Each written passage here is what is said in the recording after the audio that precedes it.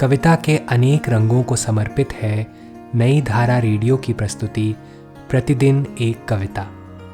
कीजिए अपने हर दिन की शुरुआत एक कविता के साथ। आज की कविता का शीर्षक है जर खरीद देह। इसे लिखा है रूपम मिश्र ने। आइए सुनते हैं यह कविता उन्हीं की आवाज में। हम एक ही पटकथा के पात्र थे। एक ही कहानी कहते हुए हम दोनों अलग अलग दृश्य में होते।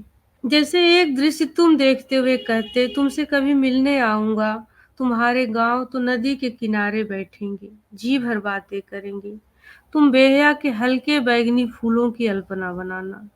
उसी दृश्य में मैं तुमसे आगे जाकर देखती हूँ, नदी का वही किनारा है, बहेरी आम का वही पुराना पेड़ है, जिसके तने को पकड़कर हम छुटपन में गोल गोल घूमते थे। उसी की एक लंबी डाल पर दो लाशें झूल रही हैं। एक मेरी है, दूसरी का बस माथा देखकर ही मैं चीख पड़ती हूँ और दृश्य से भाग आती हूँ। तुम रुमानियत में दूसरा दृश्य देखते हो, किसी शाम जब आकाश के थाल में तारे बिखरे होंगे, संसार मीठी नींद में होगा, तो चुपके से तुमसे मिलने आऊंगा। मैं झट से बचपन में चली जाती हूँ, जहाँ दादी भाई को गोद में लिए रानी सारंगा और सदा वृक्ष की कहानी सुना रही है।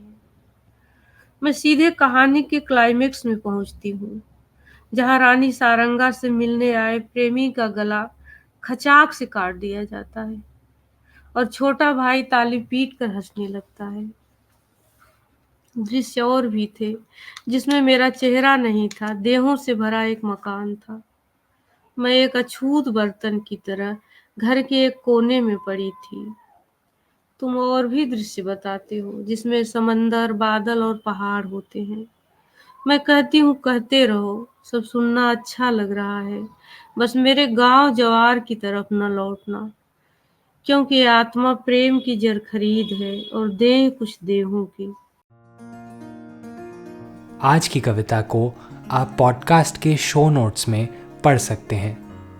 आप जहां भी प्रतिदिन एक कविता सुन रहे हैं, वहां अपने कमेंट शेयर करना ना भूलें। अगर आप चाहते हैं कि नई धारा रेडियो की यह प्रस्तुति हर सुबह आपके व्हाट्सएप पर आ जाए, तो हमें इस नंबर पर मैसेज भेजें 7428775376। कल एक और कविता के साथ फिर मिलेंगे।